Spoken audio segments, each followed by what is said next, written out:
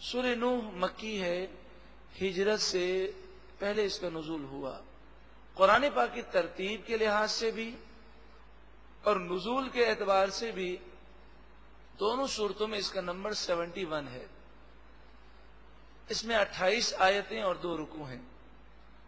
بسم اللہ الرحمن الرحیم، اللہ کے نام سے شروع جو بہت زیادہ مہربان نہایت رحم کرنے والا۔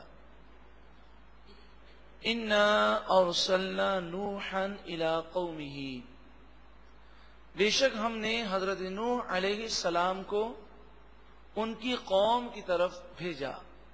ان انذر قومک، اور ہم نے ان سے فرمایا کہ اے نوح علیہ السلام آپ اپنی قوم کو اللہ کے عذاب سے ڈرائیں۔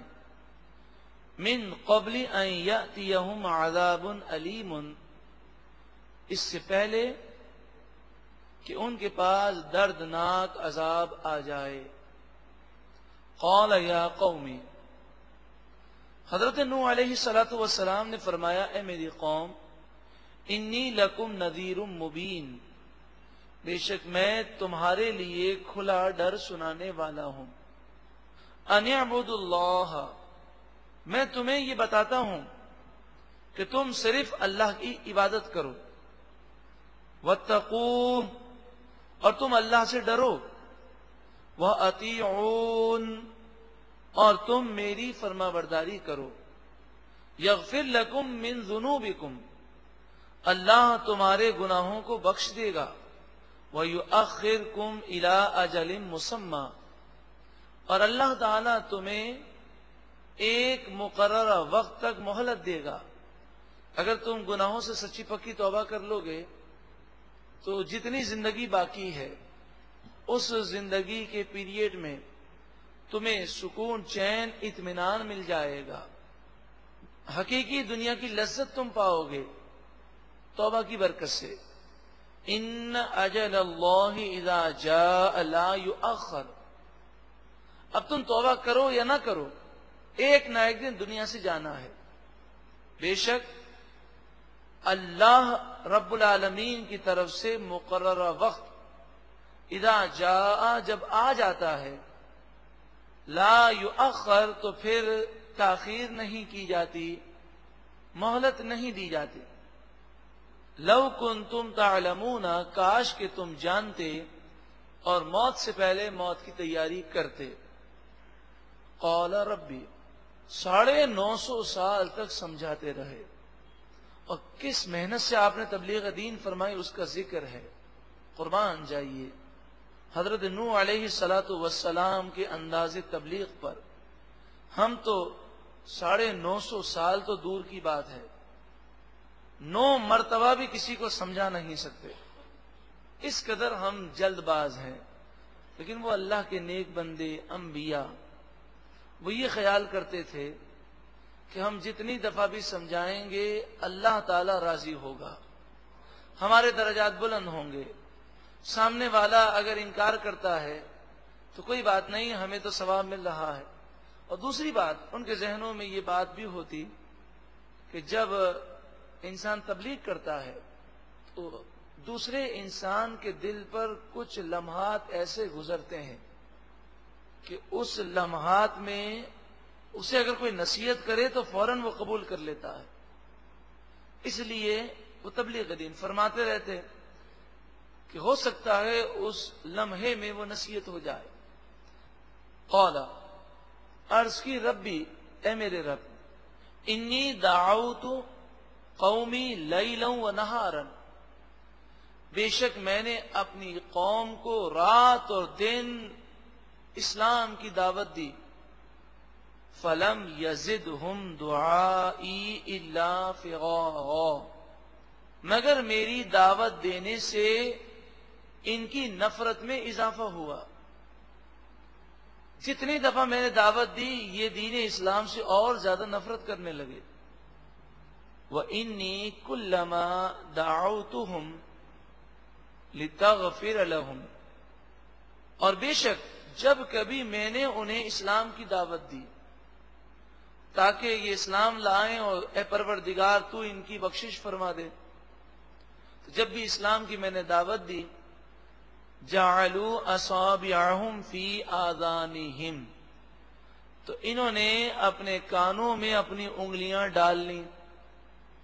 آپ سوچیں، آپ کسی کو کوئی بات بتانے جائیں اور وہ انگلیاں کانوں میں ڈال لے، کتنا مشکل ہے اس کو نصیحت کرنا، پھر بھی آپ نصیحت کرتے رہے۔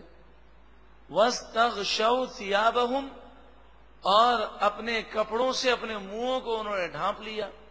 یعنی یہ حضرت نوح علیہ الصلوۃ والسلام سے معاذ اللہ ایسی نفرت کرتے کہ جس گلی سے آپ آ رہے ہوتے، آپ کو دیکھ کر وہ اپنے سر پر ایک کپڑا ڈال لیتے اور اپنے چہرے کو آپ کے چہرے سے وہ چھپاتے، اور یہ ظاہر کرتے کہ ہمیں آپ کی کوئی بات سننی نہیں ہے۔ وہ اصروا، اور ان لوگوں نے ضد کی، واستکبروا استکبارا، بہت زیادہ انہوں نے تکبر کیا۔ ثم، اس کے باوجود پھر، انی دعوتہم جہارا، میں نے انہیں اسلام کی دعوت اعلانیہ دی۔ ثم انی اعلنت لہم، پھر بے شک میں نے ان کے لیے اسلام کا اعلان کیا اور سب کے سامنے انہیں دعوت دی۔ وَأَسْرَرْتُ لَهُمْ إِسْرَارًا، اور انہیں آہستہ اور چپکے سے بھی دعوت دی۔ ان نصیحت کے جتنے انداز ہیں، اکیلے میں، تنہائی میں، آہستگی سے، سمجھا کر، یہ سب کو جمع کر کے ہر طرح سے میں نے دعوت دی۔ یہاں تک کہ جب آخری دور میں ان کے یہاں اولاد کا سلسلہ بند ہو گیا اور حضرت نوح علیہ الصلوۃ والسلام کی قوم کے جو کافر تھے ان کے یہاں 40 سال تک کوئی اولاد نہیں ہوئی، ساری عورتیں بانجھ ہو گئیں ان کافروں کی، اور قحط سالی کی کیفیات ہوئیں، بارشیں کم ہو گئیں۔ فقلت، تو اس وقت میں نے کہا، استغفروا ربکم، اے لوگوں اپنے رب کی بارگاہ میں سچی پکی توبہ کرو، استغفار کرو، ایمان لے آؤ۔ انہ کان غفارا، بے شک وہ پروردگار بہت بخشنے والا مہربان ہے۔ یرسل السماء علیکم مدرارا، جب تم توبہ کرو گے، سچی پکی توبہ کرو گے، تو اللہ تعالیٰ تم پر آسمانوں سے موسلا دھار بارشوں کو نازل فرمائے گا۔ وَيُمْدِدْكُمْ بِأَمْوَالٍ وَبَنِينَ، اور تمہاری مدد کرے گا تمہارے مال اور تمہاری اولاد کے ذریعے، یعنی اس میں برکت دے گا۔ وَيَجْعَلْ لَكُمْ جَنَّاتٍ، اور تمہارے لیے وہ باغات پیدا فرمائے گا۔ وَيَجْعَلْ لَكُمْ أَنْهَارًا، اور تمہارے لیے وہ نہروں کو پیدا کرے گا۔ اس آیت کریمہ کے تحت مفسرین فرماتے ہیں کہ ہر پریشانی کا حل کثرت سے سچی پکی توبہ کرنا ہے۔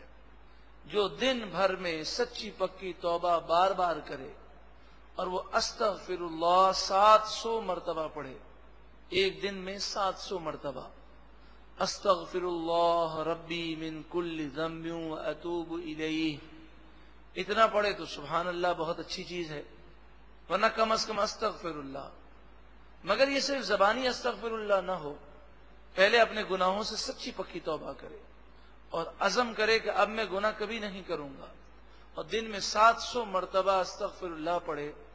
مفسرین فرماتے ہیں اس کی ہر پریشانی غیب سے دور ہو جائے گی، ہر مشکل آسان ہوگی، ہر مصیبت دور ہوگی، روزی میں برکت ہوگی، اس کی اولاد میں برکت ہوگی، اس کی جان میں برکت ہوگی، ہر قسم کی بیماریوں سے محفوظ رہے گا۔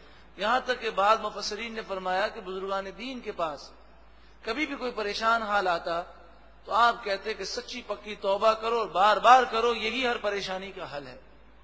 ایک طریقہ یہ بھی ہے کہ سچی پکی توبہ کریں، اور چاہیں تو اچھی طرح وضو کریں، اور چاہیں تو اچھی طرح غسل کریں تو بہت اچھا ہے، اور نیت غسل توبہ کی کریں، یعنی یہ نیت ہو کہ میں یہ غسل کر رہا ہوں توبہ کی نیت سے، پھر 2 رکعت نفل توبہ کی نیت سے پڑھیں، اور پہلی رکعت میں سورہ فاتحہ کے بعد سورہ کافرون پڑھیں، دوسری رکعت میں سورہ فاتحہ کے بعد سورہ اخلاص قل هو اللہ احد پڑھیں، سلام پھیرنے کے بعد درود و سلام پڑھیں، جتنا آپ کا دل چاہے اللہ کی حمد و ثنا کریں، مثلا الحمدللہ رب العالمین یہ 12 مرتبہ پڑھ لیجئے، درود پاک 12 مرتبہ پڑھ لیجئے، اور پھر دعا کیجئے، سچی پکی توبہ کریں، اور یہ عزم کر لیں کہ اب میں گناہوں سے بالکل پاک ہوتا ہوں، اب میں کبھی گناہ نہیں کروں گا۔ مفسرین محدثین